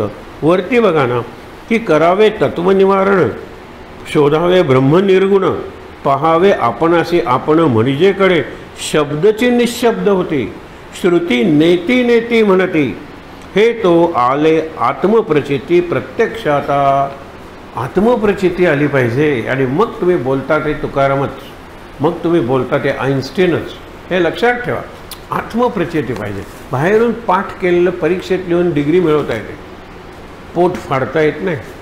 म्हणून मध्यंतरी एका राज्याने असेंब्लीत ठराव पास केला की ज्यांनी डोनेशन देऊन मेडिकल कॉलेजला ॲडमिशन मिळालेली आहे त्यांना सर्जरीचा कोर्स अलाउड नाही. कारण उगीच त्याने काही अभ्यास केलाच नाही रे, 10 लाख 20 लाख देत MBBS झाला आणि आता अपेंडिक्स नक्की कुठे असतं, पुढे का मागे, अरे किडनीसाठी पुढून फाडायला सुरुवात करतात. हे गंमतच आहे, अभ्यास कधी केलाच नाही, लाखो रुपये देऊन पास झाले. Why you play with the lives. औषधाने काय सत्यानाश करायचा तो करा. Surgery was not allowed but it was challenged in the court. MBBS मध्ये S म्हणजे सर्जरी आहे, मग आम्हाला का नाही सर्जरी करून द्यायची. बघा सगळ्या गोष्टी आहेत, आपण विचार करा. म्हणून सगळं बघितलं तर मी लटिका, कालचा आज मी नाही आहे, सकाळचा मी आत्ताचा नाही आहे, बदल होतो. मी लटिका म्हणजे खोटे, लटके आपण म्हणतो, माझं बोलणं लटकं, मी लटका, माझं चालणं लटकं, मी माझे अवघेचे लटके काल्पनिक. हे सगळं काल्पनिक आहे. तुम्हाला परवा प्रसंग सांगितला होता, एक हत्ती जोरात आलेला आहे, हत्तीवर बसलेला माहूत ओरडून लोकांना सांगतोय की हा एलिफंट आहे ना, वेड लागले त्याला, मदांध झालेला आहे, रस्त्यातून बाजूला पळा. समोरून शंकराचार्य येत आहेत, बाजूला शिष्य आहेत, शंकराचार्य शिष्य दूर पळाले, हत्ती निघून गेला. तिथे काही शंकराचार्यांची चेष्टा करणारे की ब्रह्म सत्यम जगन मिथ्या. हा हत्ती मिथ्या होता ना, खोटा होता ना, तो तुमच्या अंगावरून गेला असता तरी काय घडलं असतं. मिथ्या आहे, त्याला वजन नाही, त्याला आकार नाही. ते म्हणाले हत्ती जसं मिथ्या आहे तसं माझं पळणंही मिथ्या, माझे चालणे लटके, माझे बोलणे लटके, माझं सगळंच आहे मिथ्या. विचार करा. पुढे शेवटी काय सांगतात, जेथे सर्वही अशेष झाले तेथे विशेष कैसे आले. मी मौनी म्हणता भंगले मौन्य जैसे. आपण नेहमी म्हणतो काही प्रश्न असे आहेत की ज्याची होकारार्थी उत्तरं देता येत नाहीत. झोपलायत का हो, हो कसलं उत्तर देणार, गप्प बसा. उत्तर देता येत नाही या प्रश्नाचं. तो खराच झोपला असेल तर झोपलायत का हो या प्रश्नाला काय उत्तर देणार आहे. हो मी झोपलो आहे सांगा ना. आणि मी नाही म्हणल्यानंतर मी झोपलेलो नाहीच आहे, आणि मी हो म्हणलो तरी मी झोपलेलो नाहीच आहे. हे अशा गमती असतात. Have you stop beating your wife. काय प्रश्न आहे लक्षात ठेवा. तुम्ही तुमच्या बायकोला मारणं थांबवलंय का. नाही म्हणजे मारत होतात. हां हो म्हणजे अजूनही मारता. या प्रश्नाला काय उत्तर देणार. कल्पना करा, आज मी कोणाला तरी विचारलं थाप या विषयावर लिहा म्हणून मला सांगितलं, तर मग थापा मी निरनिराळ्या थापा बघितल्या, थापाड्यापासून अगदी सगळं. पाठीवर दिलेली थाप, डफावर मारलेली थाप, मारलेली थाप, खोटं जे बोलतात ते खूप थापा. आता लेख त्याच्यावर पुढच्या वेळेला लिहिणार आहे. त्यावेळेला मी थापड आहे म्हणलं, त्यावेळेला ती व्यक्ती म्हणते हे मात्र खोटं आहे. मी थापड आहे ही थाप नसेल कशावरून? कल्पना करा. I am a liar, I speak lies, याचा अर्थ हे खोटं नाही कशावरून? आय एम अ लायर हे लाय असेल तर मी खरं बोलतो असा त्याचा अर्थ होत नाही का? आय एम अ लायर या शब्दाचा अर्थ नाही तुम्ही काढू शकत. आय एम अ लायर, मी खोटं बोलतो. अरे हे खोटं बोलतोस ना, हे खोटं कशावरून नाही? खोटं बोलतो, हे खोटं आहे म्हणजे मी खरं बोलतो. उत्तर नाही देता येणार. लॉजिकमध्ये सगळ्या गंमत आहेत, या गमती असतात. पण हेच सगळं आपण प्रपंचात घडतो, हेच ग्रंथात वाचतो. एक जण म्हणतो की अरे तुम्हाला 1,00,000 रुपये द्यायचे चेकचे, ओळखणार ना कोणीतरी. हे बघा हे कुलकर्णी, मी कुलकर्णींना ओळख नाही. कुलकर्णी मी देशपांडे ना, हां चला ओळख झाली ना, मी ओळख करून देतो तुमची.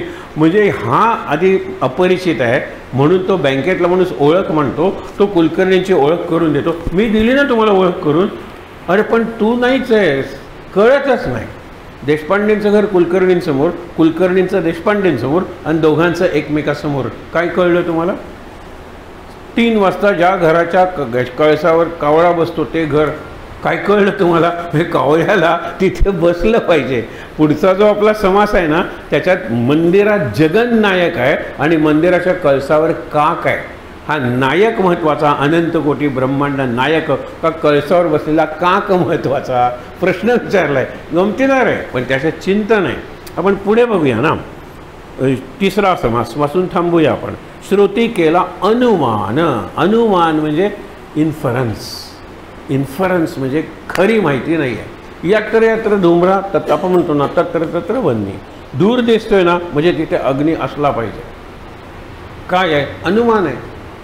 पण जो जन्मलाय तो मरणार आहे. अनुमान कुठे? हा प्रत्येकाचा अनुभव आहे.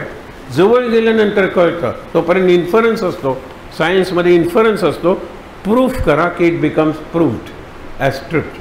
बाकी इन्फरन्स आहे. इन्फरन्स म्हणजे कल्पना, इन्फरन्स म्हणजे निष्कर्ष आणि अनुमान. अनुमानाच्या विरुद्ध प्रमाण. प्रमाण इज प्रूफ.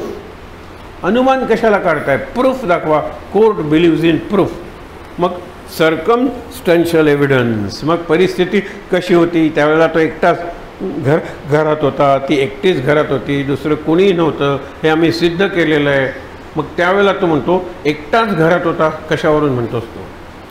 कारण जो 3रा होता तो हालचाल करत नव्हता. 3रा होता तो अगदी हलक्या पायानं चालत होता. 3रा होता तर तुम्ही झोपायची वाट बघत होता. नसेल कशावरून? सर्कमस्टन्शियल एव्हिडन्स, परिस्थितीजन्य पुरावा हा मानला जातो. शेवटी बेनिफिट ऑफ डाऊट दिला जातो की त्याला फाशी देऊ नका, परिस्थितीजन्य पुरावा आहे, जन्मठेप द्या. पण प्रूफ जर असेल, साक्षीदार जर असेल तर फाशीवर दिलं तरी चालेल. इथे श्रोती केला अनुमान, ऐसे कैसे ब्रह्मज्ञान, काहीच नाही असूनही केवी घडे. तुम्ही म्हणता ना ब्रह्म दिसतच नाही, पण ब्रह्म आहे. मग आहे कशावरून? एक फिलॉसॉफीमध्ये एक सुंदर वाक्य आहे, तुम्ही ऐकल्यानंतर हसाल अर्थ जर कळला ना. फिलॉसॉफी इज अ सर्च, शोध आहे, of a black cat in a dark room by a blind man where the cat is not. एका अंधळ्या माणसानं काळ्या खोलीत काळ्या मांजराचा शोध घेणं म्हणजे फिलॉसॉफी आहे. आणि गंमत म्हणजे ते काळं मांजर त्या खोलीत नाहीच आहे. काय शोधणार आहात तुम्ही? म्हणून विचारले. हे नाही म्हणता, आहे म्हणता, हे कसं समजून घ्यायचं? मग पुढे उदाहरणं दिलेली आहेत. सकळ करून अकर्ता, सकळ भोगून अभोगता, सकळामध्ये अलिप्तता येईल कैसी, तथापि तुम्ही म्हणता योगी भोगून अभोगता. कृष्ण भोग घेतले पण मी कुठे भोगले? मै नाही माखन खायो मैया मोरी. मी कुठे खाल्लंय? तुला काय मी म्हणजे देह वाटतो?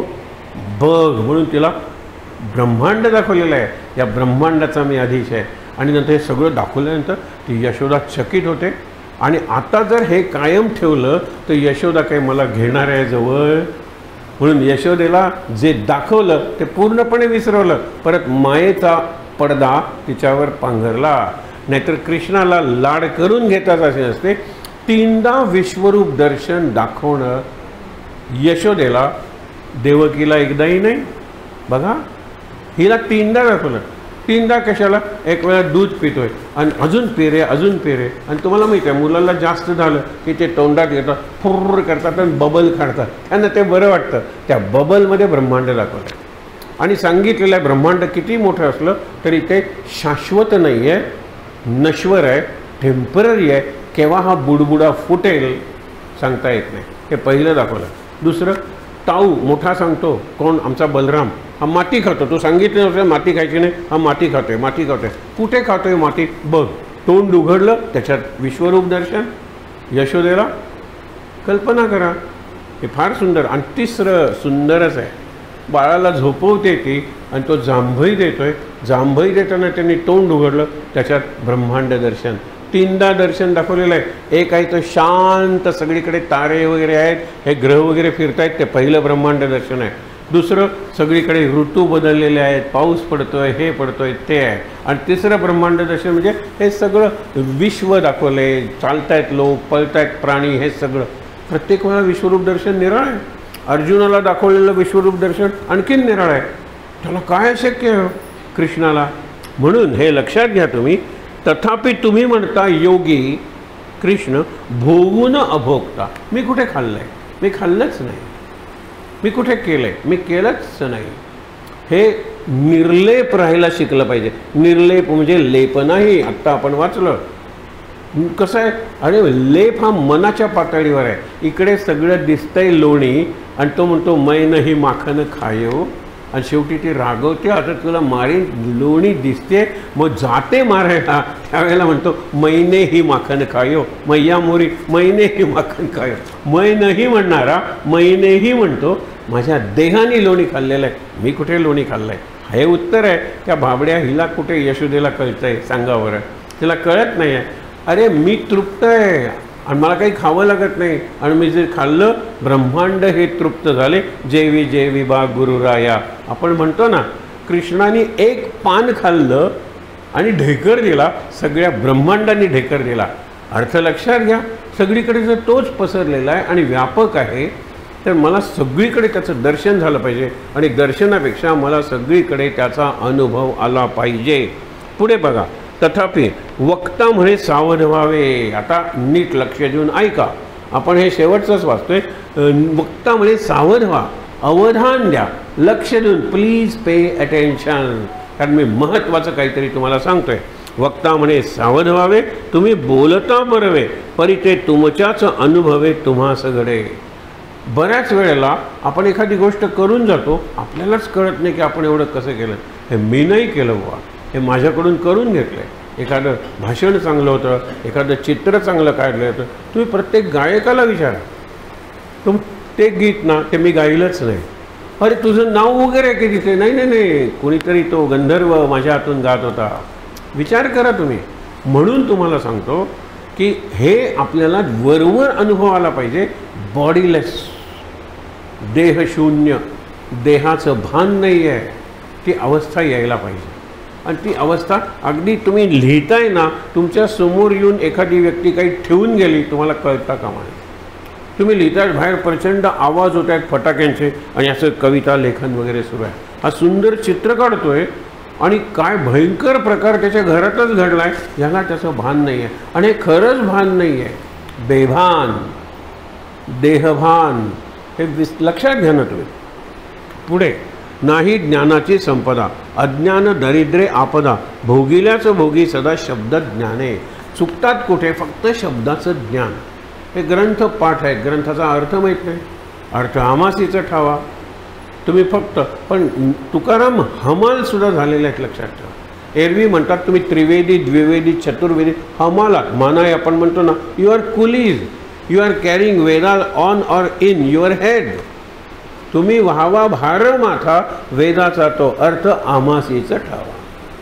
आम्हालाच अर्थ माहीत आहे. दुसरीकडे म्हणतात फोडिले भांडार. मी हे अभंग तुम्हाला सांगतोय ना, फोडिले भांडार, धन्याचा हा माल, मी तो हमाल भारवाही. मी डोक्यावरून आणलेला आहे, पण हा माझा माल नाही आहे. हे ज्ञानेश्वरांचं आहे, हे एकनाथांचं आहे, हे नामदेवांचं आहे. त्यांनी कोठारं भरून ठेवलेलं आहे. गुदाव म्हणतो ना आपण, भरून ठेवलेले आहे. मी फोडलं आहे ते तुमच्यासाठी आणि हमाल म्हणून मी आणतो आहे. इथे मी हमाल आहे. मी उष्ट खातो आधीच्या संतांचं. आणि दुसरीकडे म्हणतात की तुम्हाला काय कळला आहे अर्थ, तुम्ही डोक्यातून किंवा डोक्यावरून वेद वागवा, अर्थ आम्हाला माहीत आहे. फार सुंदर आहे. शेवटी आपण काय ते बघूया. योगी ओळखावा योगेश्वरे, ज्ञानी ओळखावा ज्ञानेश्वरे, महाचतुर तो चतुरे ओळखावा. एकदा विवेकानंदांना एक जण म्हणला, माझ्या बुद्धीला पटला तरच मी देवाचं अस्तित्व मानेन. विवेकानंद बघायला लागले, म्हणले अरे वा. मॅट्रिकला त्यावेळेला SSC नव्हती, किती % मार्क्स पडले? 38. अरे 38 लायकीची तुझी बुद्धी, आणि तुझ्या बुद्धीला पटलं तर तू देव मानणार. गंमत बघा ना, तुला बुद्धी आहे किती. आणि आम्ही नेहमी उदाहरण देतो की 7वी आणि 8वी वाद आहे. काय वाद आहे? देव आहे की नाही. 7वी जिंकली, 7वी होती देव आहे. नंतर ती मुलं 8वीत गेली, देव नाही घेतला, जिंकली. म्हणजे 7वीत देव आहे, 8वीत देव नाही. केवळ वादविवाद जिंकला म्हणून अरे या शब्द ज्ञानामुळे नाश करून घेता. शब्द महत्त्वाचा आहे. Realise those words. ओम म्हणल्यानंतर ओंकार आत्मसात केला पाहिजे, ओंकाराचा अनुभव घेतला पाहिजे. ओंकारावर PhD आणि डिग्रीज नाही घ्यायच्या नुसत्या. ते शब्दज्ञाने तुम्ही बुडता, त्यांनी सांगितलेलं आहे. म्हणून जो जो ज्ञाने गुप्त झाला, जो विवेके विराला, तो अनन्यपणे उरला नाहीच काही. तो ज्ञानाने ज्ञान घेता घेता विरून गेला. मगाशी सांगितलं ना, भावली, मिठाची भावली समुद्राची खोली मोजायला गेली आणि विरून गेली, परत नाही वर आली सांगायला समुद्र किती खोल आहे. दगडाची भावली गेली, खाली बुडली, पुन्हा नाही वर आली समुद्र. ती दगडाची भावली आहे, लाकडाची भावली आहे, तरंगली, गेलीच नाही खाली. काय सांगणार आहे समुद्राची खोली किती आहे? कापडाची भावली, पहिल्यांदा मी लगेच सांगणार, भिजली, वजन झालं, गेलं खाली. किती भावल्या, लोखंडाची भावली खाली गेली, वर नाही आली. मिठाची भावलीसुद्धा वर आली नाही, साखरेची भावलीसुद्धा वर आली नाही, कारण ते विरून गेल्या. त्या परब्रह्माशी सागर असीम आहे, त्याच्याशी एकरूप झाल्या. हे जमलं पाहिजे. आणि म्हणून सांगितलेलं आहे, तैसा तो जो ज्ञाने गुप्त झाला, जो निराकार निर्गुण लोक भाविती पाषाण. जो निराकार आणि निर्गुण आहे. आता इथे परत समर्थ खरे सांगतात आपल्याला, मी पाषाणाची काय पूजा करता. आणि पाषाणाला हा आकार दिला की मारुती, दुसरा आकार दिला की गणपती, आणि म्हणायचं हे गणेशा तू निर्विकार आहेस, तू निर्गुण आहेस, तू अव्यक्त आहेस. सोंडेने थोबाडीत मारेल तो. हे काय केलं? मग म्हणू नकोस मी अरूप आहे. मग रूप कशाला मला दिलं? अव्यक्त आहे. मग व्यक्त कशाला केलं? अदृश्य आहे. मग दृश्य स्वरूपात मला का तू प्रकट केलं? हे आहे. खरं काय आहे? तर खरं हे आहे, निर्गुण निराकार. अगदी छान आहे. पुढचं वाचूया. लोक भाविती पाषाण, पाषाण फुटतो, निर्गुण फुटेल कैसा. पुढे त्यांनी उदाहरणं दिलेलं आहे. आपल्याला तो तुकडोजी महाराजांचा अभंग माहीत आहे. देव नाही बाजारातला भाजीपाला हो. दगडाचा देव त्याला पाण्याचं भेव, भेव म्हणजे भय. दगडाचा देव आणला बुडणार ना पाण्यात. लाकडाचा देव त्याला आगीचं भेव, काचेचं देव त्याला फुटण्याचं भेव. अरे असला ज्या देवाला भय आहे तो देव कसला तुमचा? आणि सोन्याचा देव त्याला चोरीचं भेव, सोन्याचा देव त्याला चोरी. हे भेव म्हणजे भय. देव आणि भय एकत्र कसलं? भयातीत तो संत अनंत पाय. भयातीत तो खरा संत आहे, तो खरा सद्गुरू आहे. भयच नाही. महाराज म्हणतात ना, किती जणांनी माझं नक्षत्र कुंडली मांडली, पण काळजी नावाचा ग्रह माझ्या कुंडलीतच नाही आहे, माझ्या नक्षत्रातच नाही आहे. काळजी करू काय? तुम्ही सांगा, मी काळजी करू का? काळजी नाही म्हणून. महाराज नाटकं करायचे, मी काळजी करू का? माझ्या त्याच्यात काळजी नाही म्हणून. शेवटी बघा, बीज तैसा साधू आत्मज्ञानी, बोधे पूर्ण समाधानी, विवेके आत्मनिवेदनी आत्मरूपी. खूप मोठा आहे. पुढच्या याच्यात आपण पुन्हा बघणार आहोत.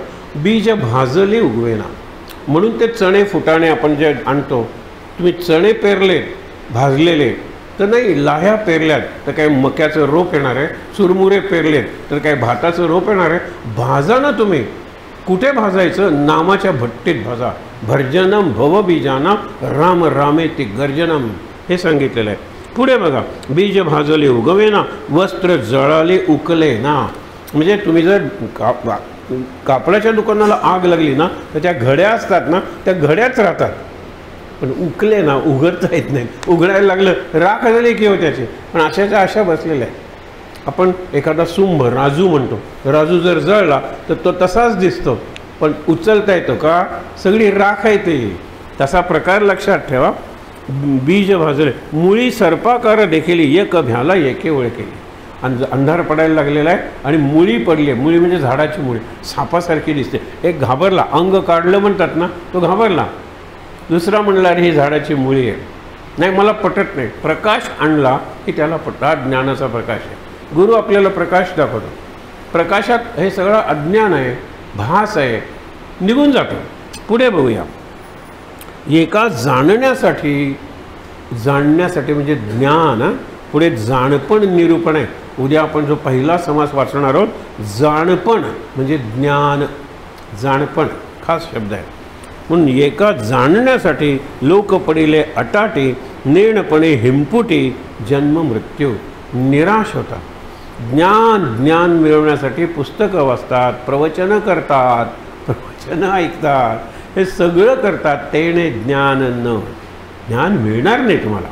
म्हणून त्यांनी सांगितलेलं न अयम आत्मा प्रवचने न लभ्या, न अयम आत्मा बलहीने न लभ्या, न मेधया बुद्धीनं मिळत नाही, न बहुधा श्रुतेनं निरनिराळ्यांनी मिळत नाही. अयम आत्मा अरे म्हणजे हे मैत्रेयी ज्ञातव्या, श्रोतव्या, मंतव्या, निदिध्यासितव्या. ज्ञान, मनन, चिंतन, निदिध्यास म्हणजे ध्यान, हे सगळं आत आहे.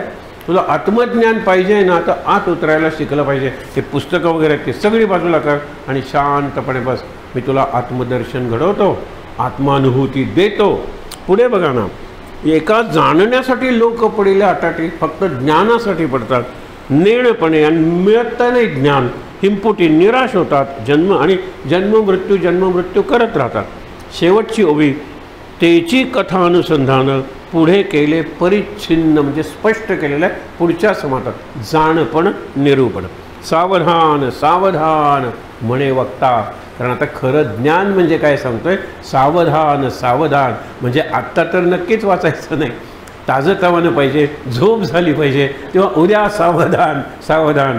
पहिल्यांदा शुभ मुहूर्त सावधान, शुभ मंगल सावधान. तरीसुद्धा मी असावध, बेसावध, ह्याला लग्न म्हणतात. एकच तो रामदास की ज्यांनी ऐकलं. द्विज म्हणजे ब्राह्मण, सावधान ऐसे सर्वत्र विवाह मंगली म्हणते. प्रत्येक शुभमंगलामध्ये सावधान सावधान म्हणतात ना, ते एक रामदास आहे. फक्त रामदासांनी ऐकलं आणि पळून गेले.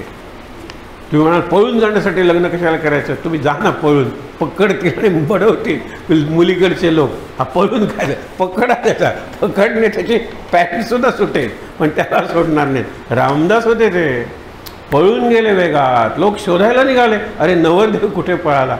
आणि नंतर 36 वर्षांनी परत आले. हे परत सांग रे, त्यावेळेला मी सगळ्या दिशेने तुम्हाला शोधलं, तुम्ही मला किती 8 दिशांनी सोडलंस. मी झाडाच्या तुम्हाला सगळ्यांना बघत होतो. इतक्या वेगात रामदास झाडावर चढायचे, आपले महाराज झाडावर चढायचे. मी चढलो, मी सगळे तुम्ही शोध. वरती कोणीच बघितलं नाही. उत्तरेकडे जात आहेत, दक्षिणेकडे जात आहेत, सगळीकडे नवरदेवाचा काही पत्ता लागत नाही. रात्र झाल्यानंतर सगळे झोपल्यानंतर मी उतरलो, चालत राहिलो. पहाट झाल्यानंतर जो पहिला माणूस दिसला त्याला डोक्याचं काढून दिलं, कारण नवरदेवाचा ड्रेस आहे ना. फक्त लंगोटी घालून चालत राहिलो आणि रामासमोर उभं राहिलो, नाशिकच्या काळ्या रामासमोर. आणि हे बालक हे लिहिणार आहेत, काय सांगतं, रामा मी माझं फक्त प्राक्तन घेऊन आलेलं आहे. आय हॅव ब्रॉट ओनली माय प्रारब्ध. काही नाही माझ्याकडे, लंगोटी आहे फक्त. 12 वर्ष तिथे राहिलेले आहेत नाशिकला. काय सुंदर चरित्र आहे. उद्या विषयाच्या ओघात बघूया त्या 12 वर्षात समर्थ कसे घडले. मी फक्त प्रारब्ध घेऊन, आणि आपण फक्त प्रारब्धच घेऊन आलेलो असतो. हे कपडे वगैरे हे सगळे नाटक आहे. हे सगळं बाहेरचं आहे. प्रेताला सुद्धा घालतात की हो. बेस्ट ड्रेस घातला जातो कोणाला, ख्रिश्चनांना. ते बूट काय घालतात, त्याची बहीण असते. मी मेकअप करताना बघितलं आहे हो. बेस्ट ड्रेस लग्नातला काढा. पण हा आता म्हातारा 90 वर्षाचा लग्नात बऱ्यापैकी होता, तो लूज होतो, पट्ट्यानं बांधतात आणि त्या शेवटी काय त्या कॉफिनमध्येच ठेवायचं आणि 2 दिवस ठेवतात. आणि नंतर हे जे सिमिटरी म्हणजे त्याचे कामगार असतात ना, ते पहिल्यांदा उकरतात, पेटी पळवतात. तुम्ही कुठे बघणार आहात? पुढच्या वर्षी येणारात हार घालणारात क्रॉस तसाच ठेवतात. पहिल्यांदा पेटी विकतात, ज्याला कॉफिन म्हणतात. नंतर त्याचा सूट काढतात, टाय काढतात, सुंदर बूट आहे, शर्ट आहे, सगळं विकतात. आणि बाकीचा देह उरलेला टाकून देतात, त्याची हाडं विकतात. हे मडगावचे सेमिटरी आहे ना, जगभर प्रसिद्ध झालेले. हाडं बेंगलोरला नेऊन मेडिकल स्टुडंटला विकायचे. सगळ्यांना घाण वास यायला लागला. हे कातडं वगैरे कोणाला पाहिजे, टाकून दिलं वगैरे. हाडं नंतर काढलं. फार माणूस फार भयंकर आहे हो. आणि तरीसुद्धा बेस्ट ड्रेसमध्ये त्याला झोपवायचा. Best dress. स्त्री असेल तर लिपस्टिक आहे, प्रेत आहे ते. मढ कशाला मढवता, ही पुढच्या उद्याची ओवी आहे. मी शब्द वापरतो, लक्षात ठेवा. मढ्याला मढवता, मढवता म्हणजे सजवता. काय मढवली बघ सोन्यानी, हे कुणाला नवरीला म्हणायचं, काय अशुभ शब्द आहे नाही. नवरीला सोन्यानी मढवलं होतं, हिऱ्यानी मढवलं होतं. अरे शरीर मढच आहे, प्रेतच आहे. आज चैतन्य आहे. त्या चैतन्याची उपासना करूया. आहे त्या ठिकाणी ताठ बसून डोळे मिटूया. शांत.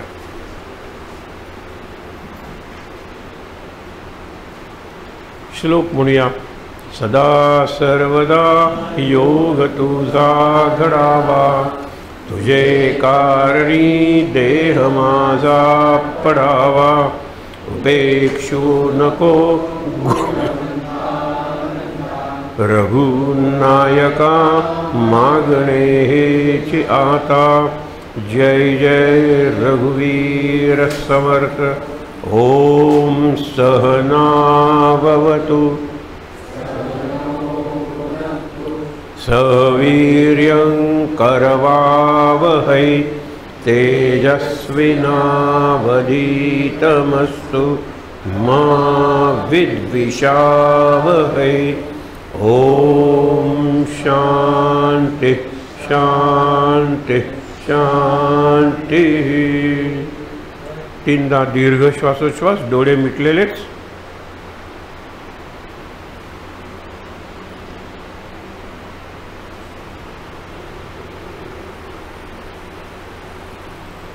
हातावर हात चोळूया. ते हात चेहऱ्यावर आणि डोळ्यांवर चोळूया.